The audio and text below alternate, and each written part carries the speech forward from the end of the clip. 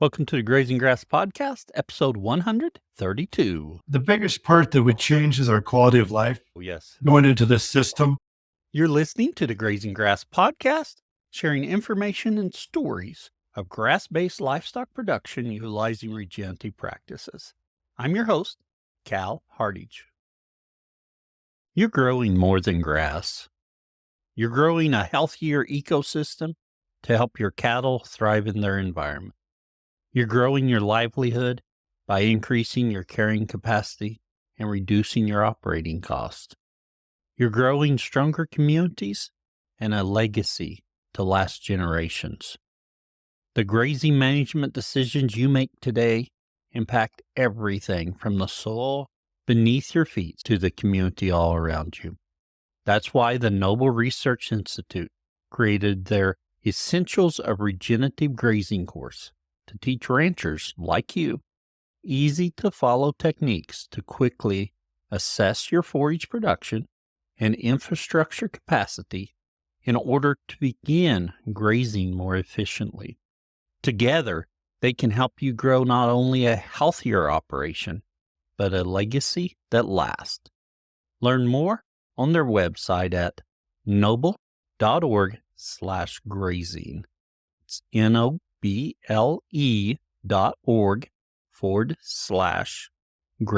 On today's show, we have Bryan Phipps of Phipps Livestock. They are located in eastern Montana, and they graze stockers and sheep. They started transitioning from traditional grazing, farming, and hay in 2015, and we cover their journey today and what they're doing on their ranch now. It's a really good episode. The part that really sticks with me is when we discuss quality of life. I think that is so important, and sometimes as farmers, ranchers, we forget that. Really good episode. However, before we talk to Bryan, 10 seconds about my farm. And we were going to wean the calves. No, we were not going to wean the calves off my dad's cows. We've talked about it, and I did not do it last spring because of my rebreed rate, and so I did some things a little different there. So we had talked about, Dad and I, and we were not going to wean calves off his cows, his fall calving cows. However, we were out there other day, and we've got a few calves still nursing. And we're getting close to them start calving. So we went ahead and weaned them. Maybe in the future we'll try that. We got a little too gun shy there. If you've had any experience with that, jump over to the Grazing Grass community and share your experiences. It's definitely something we've looked at, but we just got a little scared because we had too many calves still nursing.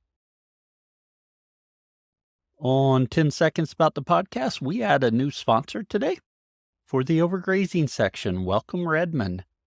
Redmond's coming on as a sponsor of that, and I have to thank Carson from Redmond for helping me get this episode set up with Bryan. He put me in touch, and I greatly appreciate that. Enough of the updates. Let's talk to Bryan. Bryan, we want to welcome you to the Grazing Grass Podcast. We're excited you're here today. Thank you for having me. I'm excited to be on it. Bryan, to get started, can you tell us a little bit about yourself and your operation? Okay, so I'm on the family ranch that I grew up on. Oh, yes. Brusett, Montana, which is rural post office on a dirt road west of Jordan, Montana.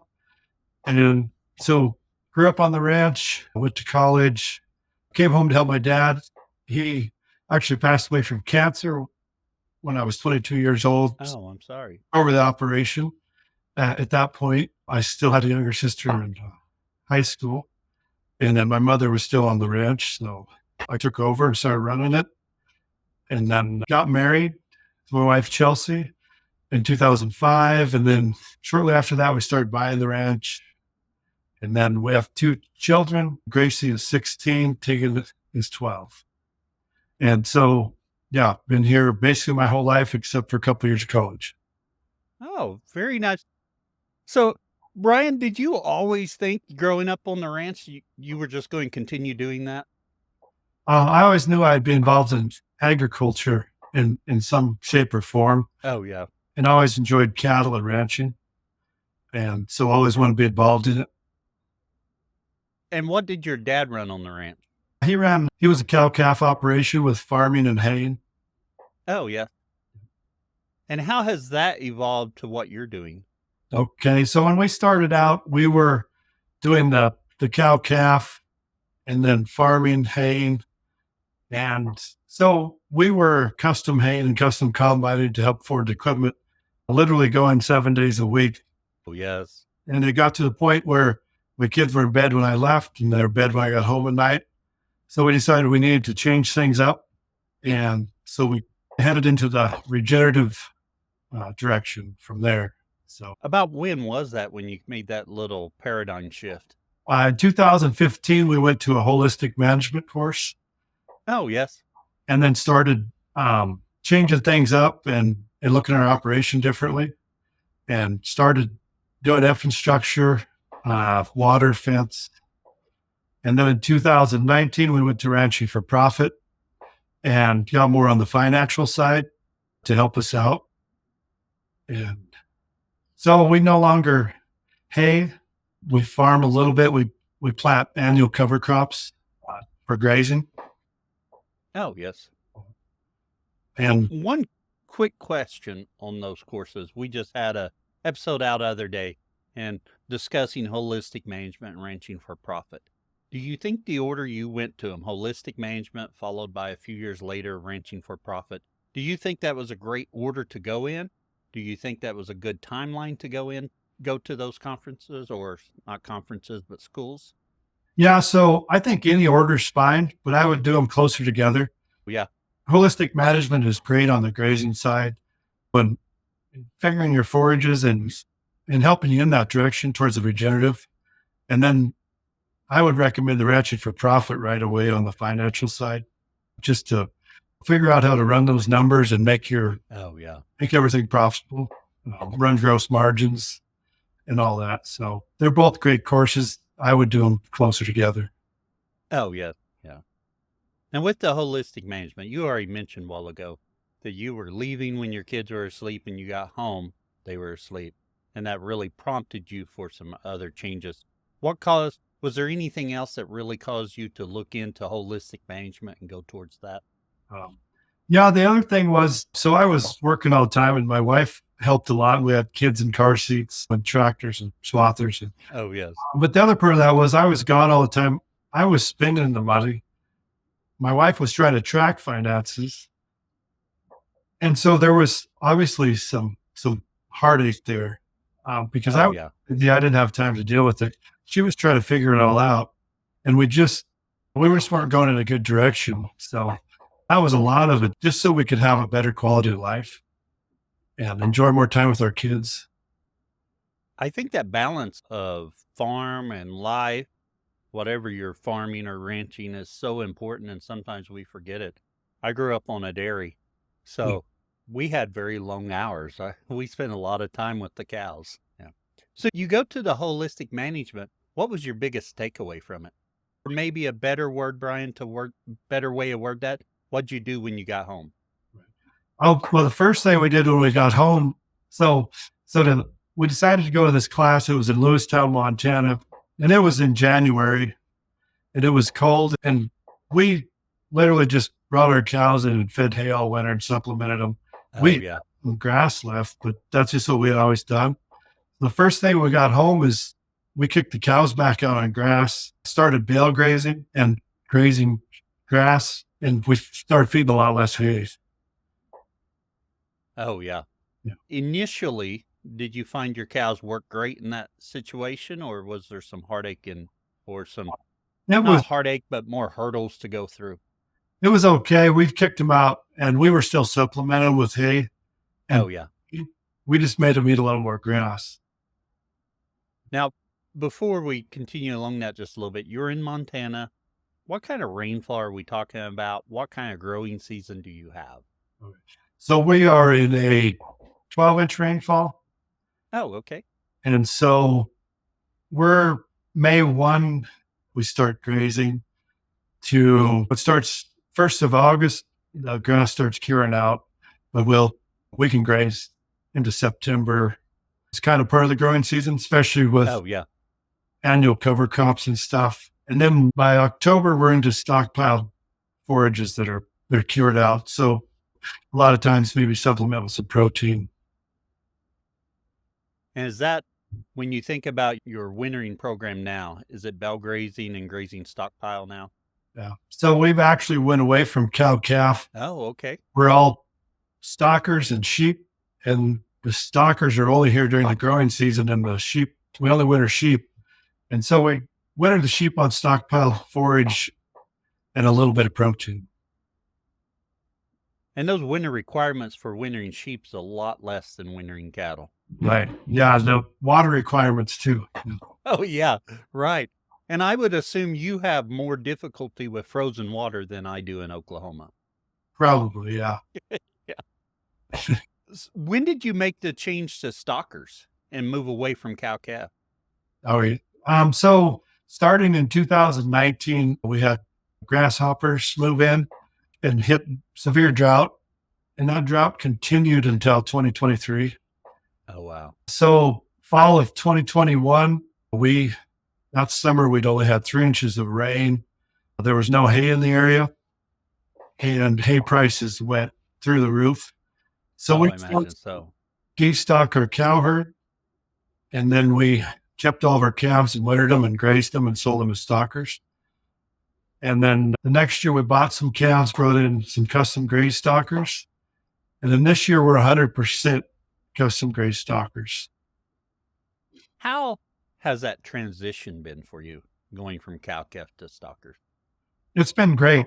So in our system, we move the stockers twice a day. It's much easier to move a stocker than it is to move a cow and a calf twice a day. Oh, yes. Yeah, easier on water. Sometimes it was tough with calves to get them a drink on an intensive grazing system. And we've really enjoyed the stockers. So jumping back to your cow calf, when did you start managing their grazing more? Was that after your holistic course? Yes, in 2015. Yeah. And were you moving those? How often were you moving them? So our cow calf, we were moving every 4 or 5 days. Oh, yeah. Yeah. That was intense. Yeah. So, and when you decided to go from cow calf to stockers, were you still using that 4 to 5 day rotation, but when you made that change, or had you increased it? we were still there. And part of that was severe drought. And we give them bigger areas. And, oh, yeah. And you mentioned this. So how much rain have you gotten this year? Because you're not in a drought this year. So far this year, starting from May 1 till now, we have probably had around 10 inches. Oh, nice. Oh, big change. Yeah. Now, I was talking to Carson the other day, and he was saying in Utah, they had just gotten a fair amount of rain over a couple weeks, and they were dealing with some flooding. Did you all receive some of that rain as well? Yeah, we actually have lately been getting some rain. And last night we just had an inch of rain. Oh, yes. Yeah. Oh, for us to get nice. We've probably had probably 3 inches of rain in August, and for us to get any in August is pretty amazing. Oh, yes. That's never something you're like, no more. Well, yeah. Okay. So one thing, you made the decision, I think you said in 2021, you sold your cow herd. Yeah. You all had been in a drought a long time, but making that change from cow calf to stockers is difficult for a lot of people if they're going that way. Was that decision difficult for you? Yeah, it was very difficult. It's very emotional. This cow herd it's been here my whole life. Oh, yeah. And you're really proud of your cows. And it was really hard to load those trucks, but it was a really good financial decision for us. And in our path towards the regenerative and really getting that high impact grazing, the stockers work well for that. And so, for instance, when we were cow calf, we were running about 350 cow calf pairs and about 100 breeding heifers. Oh, yes. And now this summer on the same acres, we have 1,700 stockers and 1,000 sheep. Oh, wow. So Yeah, that's we've wrapped up. Yeah. yeah, that's a big change there. Doing that transition, I know in the middle of it, selling your cows, I get it because even I try and follow the Lassiter philosophy of cattle raising. If a cow doesn't raise a calf, someone's got to pay her feed bill this year. And if it's not a calf, it's her. Well, Yeah. sometimes you end up selling some cows you like because you've raised them and stuff. So I totally get that. Once you had made that switch to stockers and been doing stockers, do you miss the cow calf part? What we miss most would be the calving, the baby calf, Yeah. and we miss branding. So we still have brandings in the community where the neighbors all get together. We still rope and drag the calves. Oh, yes. So it's hard to be on that. I still go help some of the neighbors brand, Oh, yeah. but it was nice to trade that help and have that camaraderie with your neighbors. Oh, that would be nice. Yeah. We have a photo of my grandpa doing it like in, I don't know, I guess it would be the late 30s, early 40s of horses. They've got a calf roped. He's throwing it. We've tried to enhance that picture. It's really aged, Yeah. well, 80 years ago, 60 years ago now. So it's not aged real well, but I love that photo. But that's not something we ever do here in my area. We're much more smaller land pieces here, smaller farms. Right. So never been exposed to that very much. But I could see how it'd be a lot of fun. Yeah. Just the community aspect of it. With the stockers, you also are running sheep. When did you add sheep to the operation? We added sheep in 2018. Oh, okay. So we had sheep with our cow calf, and we had about 400 sheep at that time, and now we're up to 1,000. Oh, yes. So what surprised you when you added sheep to your operation? Actually, before we answer that, Bryan, let's jump back. Why did you add sheep? Okay. We added sheep, so we were ranching for profit, and so actually it would have been 2019 when we added sheep. So, okay. Anyway, we were in ranching for profit and just looking at enterprises and gross margins. The sheep had an excellent gross margin, and we added the sheep, and they graze so much. Yes. Impact was so much different that we could add them without, really taking anything away from the cow. Just with different timing on our grazing. Oh, yeah. Are there very many of your neighbors grazing sheep as well? Or were you the new person grazing sheep? Wow. There's still quite a few sheep in our area. Oh, okay. Always been big. Yeah. There are lots of sheep, and there's still quite a few in the area. So. Oh, okay. Grazing. And what kind of sheep did you go with? We went with the fine wool, like the Targhee, Rambouillet, Merino. Oh, okay. Yeah. So are there shearers there? You have them come in. Is that once a year they come in and shear your sheep?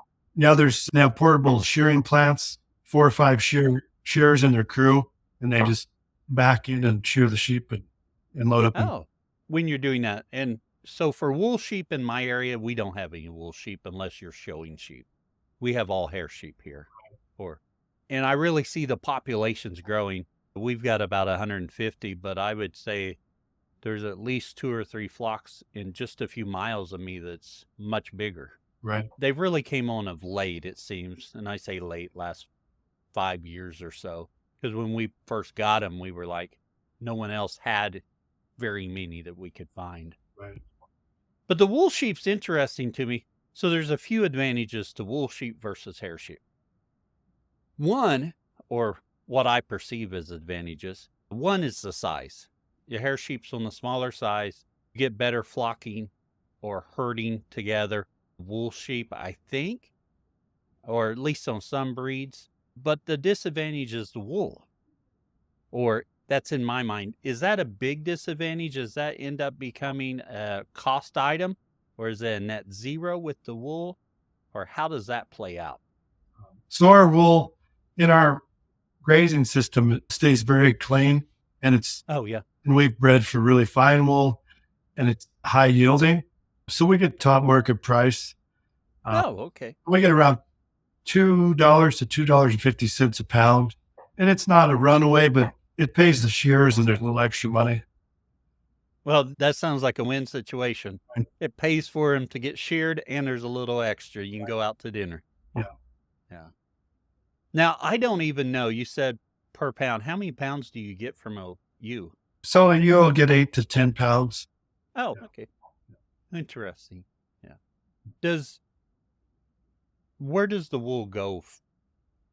Okay. So there is a large wool warehouse in Billings, Montana, center of the nation. Oh, okay. So you take it up there and they have storage and they core sample it. They send the core samples off and then they grade the wool to see the value. Oh, okay. And I believe the only wool manufacturing facility in the U.S. is in North Carolina.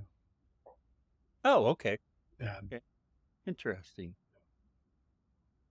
I know I've said this on the podcast before, but when I was going through Oklahoma State, I needed one more elective to graduate. So I took sheep production. yeah, And the professor was very adamant, a quarter of land sheep can pay for and go with. Of course, at that time you still had the wool incentive and right. stuff, but that's completely changed. It's always fascinated me. It took a number of years or decades before we got into sheep, though, after that, but I think it's interesting. Yeah. Now, when you got your sheep, I hate to admit this, but I've admitted it before, and I'll probably admit it in the future. Sheep were a steep learning curve for me. When we first got them, I wanted to treat them like little cattle, Right. and that's not the way they function. And our working pens, which are so great for cattle, was rendered inefficient for sheep.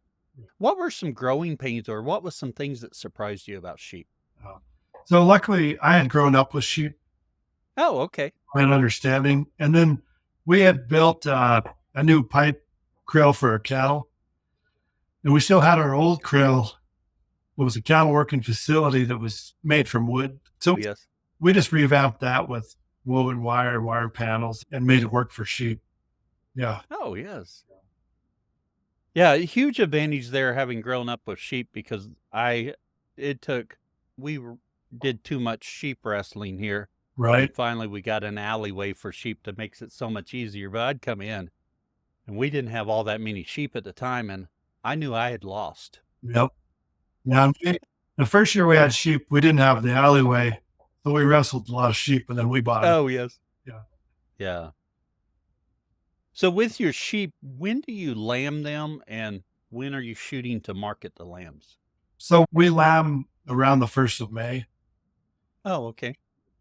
And so we've been backgrounding our lambs, and we built some backgrounding lots, and we background our lambs and we sell them around the 1st of January.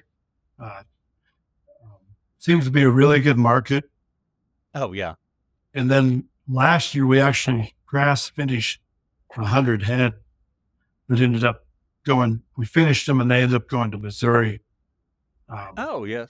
to be butchered and sold. So Did that work out pretty good for you doing that path? it was good. Yeah. Yeah. There was, for quality grass fed lamb, it was really good. Something hard to come by in large volumes in the South. Is what the guy from Missouri. Oh, yeah. So to be able to get these lambs coming off high protein grass in the North, they were pretty happy to have them. Oh, yeah. I suspect so. You talked about backgrounding your lambs and marketing them in January. About what size are they when you're marketing them? So our finished lambs they were about 140 pounds. Oh, wow. And then the lighter end, I think, was around 100 pounds. Oh, okay. So my hair ewes, they're going to only run 110, maybe 120 for big ones. Yeah. We try to hold ours on grass and grow them slow and market about that same time.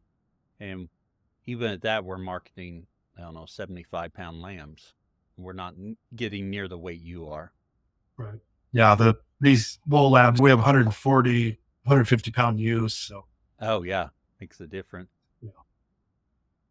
With your sheep and grazing them with your cow calf and now with the stockers, are you doing that in a flurd, as some people talk about, or are they each in their own area as they rotate through? We have them in separate areas as we rotate through.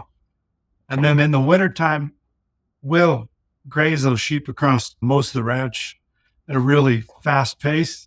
So it's a low impact grazing with Oh, yeah. we're just letting them go through all the paddocks all winter, and then we're adding a little bit of protein. So we never let them graze anything down in the winter. We just keep them moving. Oh, yes.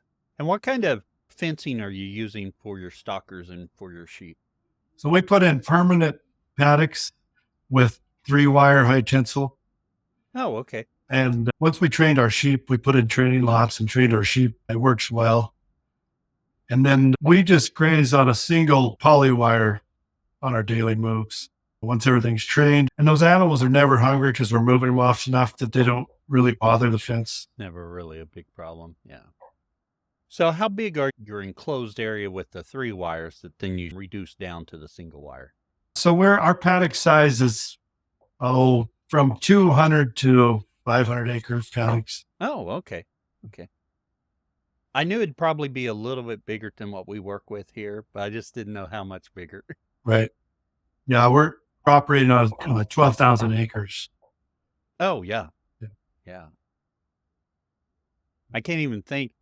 12,000 acres. What is that? About 17 sections? Did I figure that right? Yeah, 640 in a section.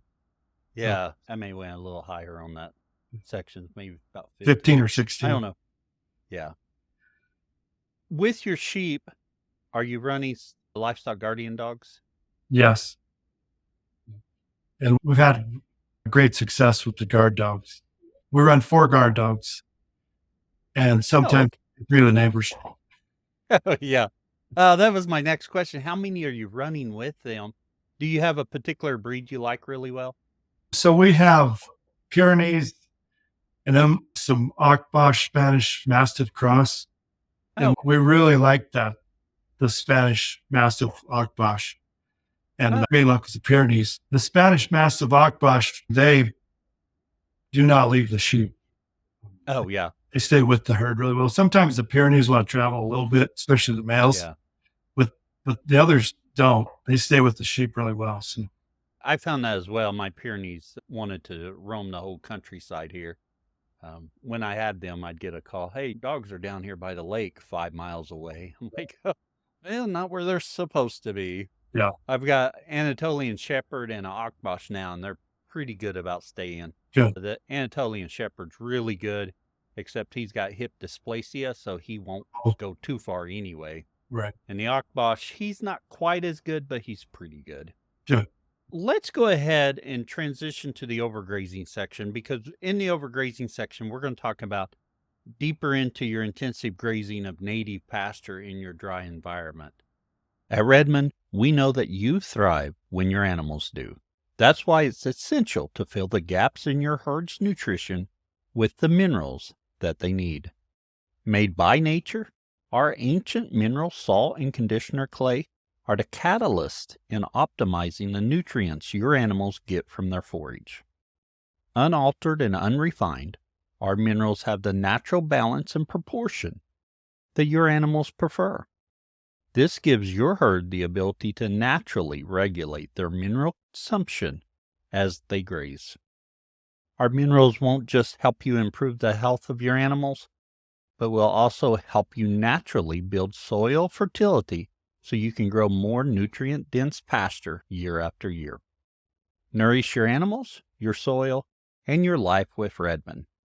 Learn more at redmondagriculture.com. So first off, we talked a little bit about your environment earlier. 12 inches of rain. You're in Montana. So how much snow do you usually get during the year? It varies. I would say most winters we'll get 6 inches to a foot and it might melt down. Probably over 10 years, we get a winter where you get 3 or 4 feet of snow. Oh, yeah. But extremely cold. We have extremely cold temperatures through the winter.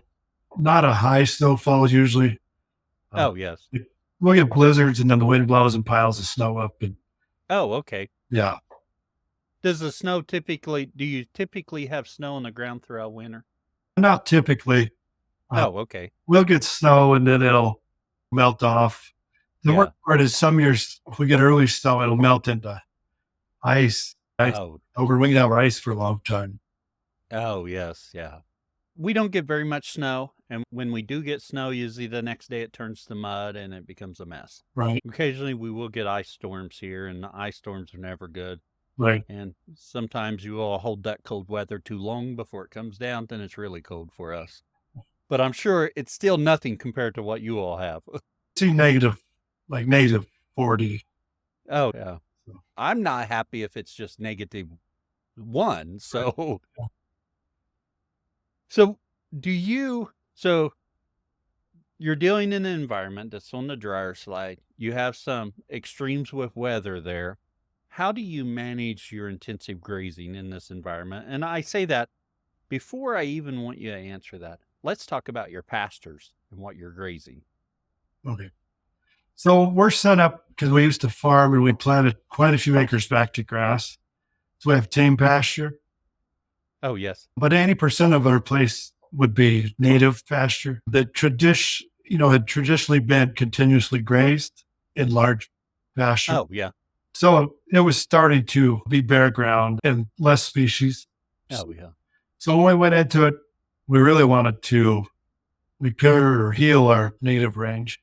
So we utilize the tame in the spring to graze.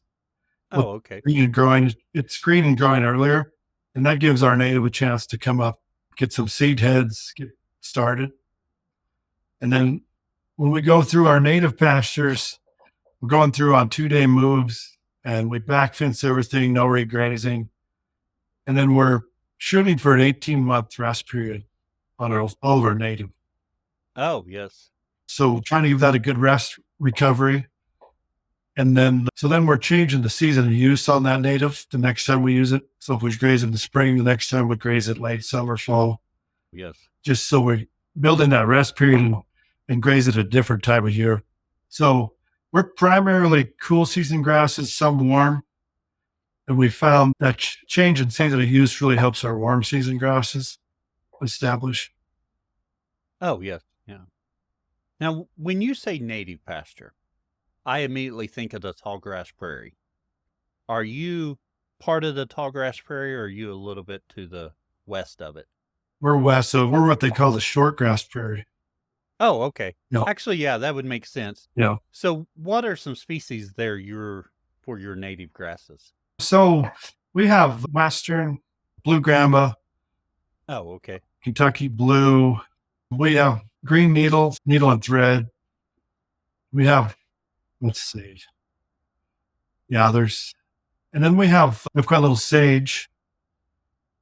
And then we have some different forbs and stuff. We have one forb called Winter Fat. Oh, okay. It's a really high protein quality plant. I'm very fortunate to have that one. And so we probably have 15 to 20 species of grass that's predominant. And just those few, I'm not familiar with those grasses, and that makes sense. You'd be in the short grass side of the prairie. Yeah.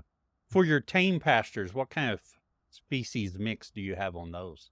So we have a lot of like intermediate pubescent type grasses, like tall wheat grasses. Yes.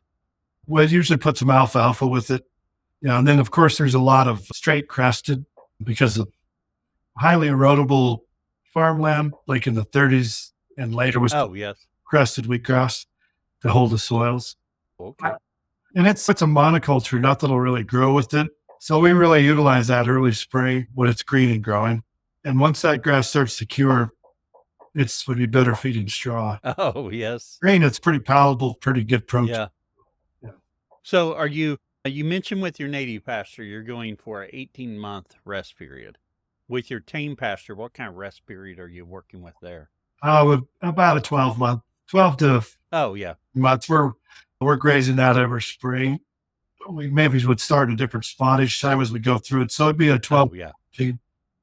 Oh, yeah. And with the long rest period, are you doing some of the ultra high density where you're moving twice a day with your stockers, or are you leaving more on the ground than that? So on our native, when we're moving them twice a day, we're not as high of density as the tame. So we're always leaving some grass behind. We're trampling some, trying to get the litter in contact with the ground and get some organic matter. But we're not going as intense and tight of paddocks as when we do tame. Oh, yeah. Tame seems to respond really well to that high. It's real quick and you're in and you're out. Oh, yes. It's green and growing anyway. And with the native, we're moving and we're fairly tight, but we're giving them lots more room to let those plants establish and regrow quickly. Oh, yeah. Do you get the same type of gains or same amount of gains on the tame versus the native? We get better gains on our native pasture. Oh, yes. Yeah. It's a higher protein. Does the native handle the drought better than your tame? It does. And we also I found, think that's probably a softball question there. we also found our native pastures now. The grasshopper impact was a lot lower on the native than it was the tame. Oh, interesting. Yeah. We have had a ton of grasshoppers here this year. In fact, I was walking through one of my pastures the other day and I saw this tree with little fruit on it. And I'm like, what kind of tree is that? And it took me, is that a plum? We have wild plums, Okay. but not too many. Have to look. But the leaves were almost completely gone Yeah. on the tree. And I was like, what? Then I looked at the bark. No, it's a persimmon tree, which is fine, but the grasshoppers had almost consumed all the leaves off that tree. And it's, I don't know, a 10-foot, 12-foot tall tree. So not a big tree, but interesting. Yeah. Now, you mentioned earlier, I think, with your stockers and you're bringing them in to graze around May 1st. Yep. And then holding them. Do you do any kind of conditioning? And when I say conditioning, that's probably the wrong word, but to get them set up and ready to go out, because I would assume they're not used to electric fence and stuff. Yeah. So we built 2 high tensile electric lots. So they'll get off the truck and we unload them and we check for health, make sure everything's good there. And then we put them in those lots overnight and let them settle down, give them some hay. And then those lots are hot. And then the next morning we trill them out. And then we'll put them in a bigger area. It's mostly the 3-wire. Yes. Start introducing them to the poly wire, the single poly. And then after about 3 or 4 days, they get used to that fence. And then we start tightening them up smaller and smaller. Oh, yes. Once they're trained. Do your stockers, where do they typically come from? So all of ours came from one guy, and they were all out of feedlots in this area. And they were all purchased from ranches in this area. So they're all, they're acclimated to our area, which works really well. So for cattle in your area, you see a lot of Angus base, larger size, larger frame animals. Yeah. Yeah. A lot of these are Angus, red Angus base, and then with some crossbreeding in them, maybe some Charolais or different Simmental cross. Oh, yes. Yeah. Yeah. Okay. Very interesting. One thing with your moves, the first thing with your moves and doing that is water. And I think you talked about when you all came back from holistic management, you really looked at that water infrastructure. How can you tell us about your watering infrastructure so that you're able to move cows or stockers twice a day? Right. So in 2015, when we came back and started doing some fencing and put all of our herds in one, we found out right away water would be the biggest limiting factor. So we started infrastructure projects. So at this point, we've put in about 12 miles of pipeline, 24 permanent 2,000-gallon water tanks. We've put in storage tanks. We've tied wells together. So we did a lot with water. So we're able to water. So we split the stockers. We have one herd was 800, one was 900. And this summer, we have not had any water issues with those. So we're able to water that many and probably could water more. So we'll see what our limit is. So I think our system would handle about 1,000 per herd. So yeah, it took a long time to get there. And this is the first year we've really ramped up and had everything ready. Oh, yes. And so what we did is we put water tanks in central locations. We'll have about 4 paddocks coming to one tank. Oh, okay. So then we can graze around that water tank and use the a single poly wire in each of those paddocks. So we can graze a long time off of one water tank. Oh, yes. Rotating. And with that paddock coming off the water tank and you're moving a single wire, are you not putting a back wire so they can go back to water, or are you putting a lane back to water? We put water alleys so they don't back graze. Oh, okay. Okay. Yeah. And the other thing with your grazing, I see back there on your wall, you have a giant grazing chart. Yep. Yep. That's our grazing chart. And underneath that, maybe you can't see it, but there's some maps underneath too. Oh, I see. All our So, and yeah. oh, okay. So tell us a little bit about your grazing chart. And I'm going to be real honest right here, Bryan. I have played with a little bit of a grazing chart on a spreadsheet, not very much. Talking to Tom Kravix other day, he's like, you got to use a grazing chart. So I'm trying to force myself to, and I see some benefits to doing it. I just haven't. We just haven't. So when did you start using the grazing chart, and how's it work for you? So we started in 2015 with the grazing chart. And then we do on the computer also, but I really like that visual. Oh, yes. Grazing chart. And so the thing to think about a grazing chart is it's not a set in stone plan. It's just planning. So you're looking at your paddocks and where we want to start, where we want to end up. Well, as you're in it, the days change, longer, shorter. Like this year was raining, so we're getting more time the whole way through. Oh, yeah. And then, so you just go with a different colored marker with the actual days. Oh, yes. Change it as you go. And the nice part about the grazing charts for us is that then you have a record of where you're looking at those rest periods. Well, we were in here this time last year. We need to move it to here. Oh, yeah. Type of stuff. So, yeah, it's been I started out by hand, and then we went into the online one, which is great. But I like having that visual, hang in the office, see where we're at. Oh, yeah. Yeah. Now, with that, and I look back there, so each year you have a new grazing chart, so you have the old one that you can go back to? Right. I have a smaller paper version. Okay. So we can put it in a file. Oh, yeah. That big one's just the visual. So you walk in the office, and we have a hired man. And so like on Monday mornings, we have a ranch meeting. It's a visual for him. Everybody's on the same page. Oh, yes. Yeah. Very good. So you bring up something right there. So every Monday morning you have a meeting or a planning period. Yep. Would you consider that I'm trying to think of the right word, working on the farm? So yeah, we have a meeting. So there's working in the business and working on the business. Right. There you go. So we have a meeting with the hired man working in the business. So we discuss the week, what needs done. So then my wife prints out what comes out of that meeting. So it's like a list for everybody, and everybody knows where everybody's at and when they're doing it. Oh, yeah. And so then our hired man leaves, and he's got his to-do list. Well, then we do a working on the business. So okay. That's where we can dive into whether it be the grazing plan, the financial side, the profit loss, all that stuff. Yes. Cash flow, whatever phone calls that need to be made, stuff like that. How long does that typically take on that day?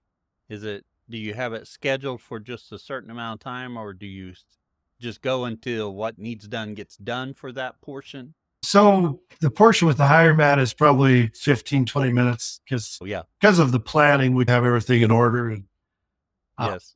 So that's pretty quick. And then, the financial side is more of maybe my wife's going to work on the cash flow and I'm going to call this guy. So we're just planning that out.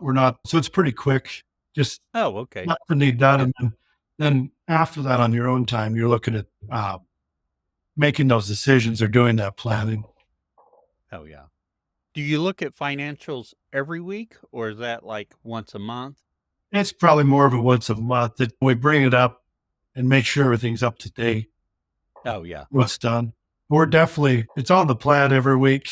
just a reminder to keep track of everything. Was that a pretty easy transition to start doing those meetings? Or for one thing, you're working with your wife there. Is there any extended family involved? No, it's just my wife and I and our hard team. Oh, yeah. Yeah. Which I'm gonna make an assumption here. That's a little bit easier to get those going than if you've got extended family in there. I'm sure it is because being in ranching for profit. So, like, and being on the EL board, there were some younger family members that were on the EL board. Yes. When they would try to take a plan home to convince the parents or uncles, and that's tough, Oh, yeah. especially if Yeah. you haven't been through ranching for profit. And we're very fortunate. So my wife and I both went to holistic management together and ranching for profit. Oh, very nice. It was great because it put us on the same page. I think it'd be really hard for just one try to come home and explain everything. Oh, yeah.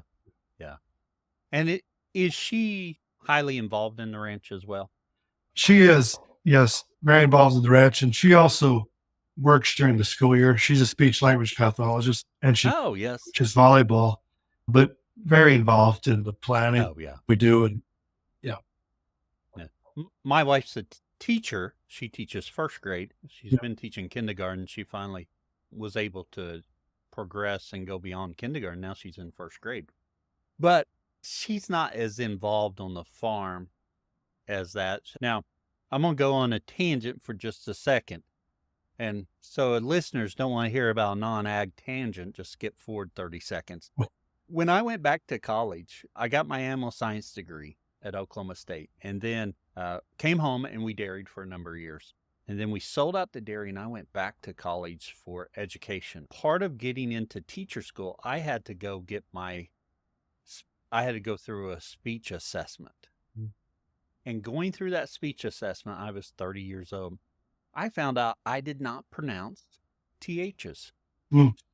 I did F sounds or D sounds in places of them all. So as a college student going back to college, as 30 years old, I went to speech lessons twice a week wow, to learn how to produce the TH sound, which is, I'm glad that was pointed out to me, but that's an interesting thing to me. yeah, absolutely, How'd I get to that age and not realize I wasn't doing it? right. Well, Bryan, before we wrap up with the famous 4 questions, anything else about your journey you would like to share? I guess for us, it's been a great journey. And the biggest part that would change is our quality of life Oh, yes. going into this system. And so everything we do as a family, they go help move fence. We have more time to go. We're not far from the Fort Pick Reservoir. We have a boat. Oh, yes. Your fish, you play on the boat. Those things that weren't possible during the summer when you were so busy. And we plan our grazing. Well, we'll go out early this morning and we'll move the fence and we'll go to the lake and we'll come back this evening and move them again type of deal. Oh, yes. So really, when we're doing our planning, we're always, looking at quality of life is a pretty high score. Obviously, your enterprises need a good gross margin, but we weigh that Right. life pretty heavy. That's something we learned is just to enjoy what we're doing. And it's been a great journey. Excellent. I think that actually feeds into our third question a little bit about advice. I think that quality of life is so important, and sometimes we forget it on the farm. Right. My quality of life improved so much when we sold our haying equipment. Haying just took too much time, too much mechanic work. I was pretty happy to sell that. Well, so I was just in Redmond and Carson asked me because he was asking about it. He said, well, how do you stop haying? How do you do that? I said, Carson, just sell your haying equipment. And that's Yes. the answer. Yeah. Like, oh, well, I'll have to go tell my dad then. Oh, yeah. Yeah. It's a tough change. In fact, we were looking at some pasture a while back, and Dad's like, oh, I wish I had haying equipment. I just run in after you move cows and I'll just go in and chop it down, wrap up what little's there. Like, we do not want any haying equipment. Right. Yeah. Yeah. Of course, I guess if you enjoy it, and Dad's like, it just be a little bit. Well, That's not the way it used to be. Okay, I could see a little bit there. After enjoying it, yeah. Well, Brian, it's time for our famous 4 questions, sponsored by Ken Cove Farm Fence. Ken Cove Farm Fence is a proud supporter of the Grazing Grass podcasts and grazers everywhere. At Ken Cove Farm Fence, they believe there's true value within the community of grazers and land stewards. The results that follow proper management and monitoring can change the very world around us. That's why Ken Cove is dedicated to providing an ever-expanding line of grazing products to make your chores easier and your land more abundant. Whether you're growing your own food on the homestead or grazing on thousands of acres, Ken Cove has everything you need to do it well. From reels to tumble wheels, polytwine to electric nets, water valves to water troughs, you'll find what you're looking for at Ken Cove. They carry brands like Speedrite, O'Brien's, Kiwi Tech, Strainrite, Job, and more. Ken Cove is proud to be part of your regenerative journey. Call them today or visit kencove.com, and be sure to follow them on social media and subscribe to the Ken Cove YouTube channel at Ken Cove Farm Fence for helpful how-to videos and new product releases. They're the same questions we ask of all of our guests. And our first question: what's your favorite grazing grass related book or resource? So I really like the Stockman Grass Farmer, Oh, yes. the paper. There's a lot of good articles, and then it comes, every time you get it, there's something new. So there's a lot of good information, and then that gives you, that might give you, information, or you go on and look at another article or look more information for a book. That's what we've really enjoyed. I think that's an excellent resource, getting the digital copy as well. But I find, and this is me, even for as much as I love technology and my e-reader, because I can upload that PDF to my e-reader and read it on that, I don't read it as much as the paper copy. Yeah. Which has been interesting because I thought, the digital will be great because I can read it anywhere I am. I'll just have it on my tablet. It'll be great. But I find I don't use it as much as the paper version, which I always have sitting next to where my chair is. Yep. That's the nice part. Yeah. Yeah. Our second question: what is your favorite tool for the farm? Probably our favorite tool probably is these wire rollers that we got that go on an ATV. And yes. They use an electric drill to wind the wire, because we put a lot of poly wire out every day and reel it back up. So those wire reels, compared to doing it by hand, have saved us a lot of time. It's because I imagine so. And you wear your arm out. So those have been really awesome. Do you string the wire out with the roller as well? Yep. It's on the same roller. And then we set them up so you can sit sideways on the four-wheeler. Oh, yeah. And as it reels, you can just grab a post, step it in, and drive forward. Oh, yeah. Oh, very good. Or if my kids go, I make them do it put the post in on foot. But if they need to do it on foot, right, so that they can appreciate the four-wheeler at some point in their life, but not yet. Yeah. Our third question: what would you tell someone just getting started? I would tell them to, one, educate yourself, find like-minded people, join a group. Like we have EMRA, Eastern Montana Regenerative Ag group. So we get together, we have meetings, we have speakers. Like this summer, we had Alejandro Carrillo. Oh, yeah. In Ekalaka. Just find those, get together, talk to people. And then the other thing is start with your very best ground and start grazing that, because you'll see results quicker than if you're trying to fix something that's poor and you. Oh, yes. It'll make you give up. But if you start right. Give it a rest period. Even if you split one paddock to start with and just let it graze it, let it rest and see what happens. Just don't get discouraged. Find someone that's been doing it. There's so much information on fence and all that stuff, water. You don't have to reinvent the wheel. And just find like-minded people that any of those seminars or any of those deals. It's very encouraging, and it's a safe place to ask questions. Oh, yeah. So that would be that's what I would recommend. Very good. Excellent advice there. And Brian, lastly, where can others find out more about you? I don't know. I hide out pretty good. That's a good thing. We do have a Facebook page. We don't do enough on it. We need to do more.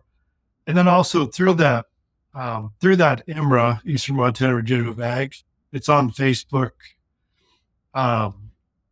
They do like a producer profile of people involved in that. Oh, yes. And there's, of course, there's some videos and pictures. I would like to get better at social media. My wife tells me I need to and take more. Oh, yeah. I just haven't done that yet. But Yes. we go forward. We're trying. We'll also be speaking at the, the Ag Symposium in Billings in January. Oh, okay. The symposium they've been having put on by the RCS. So we'll be very good. one of the breakout sessions, my wife and I, for that.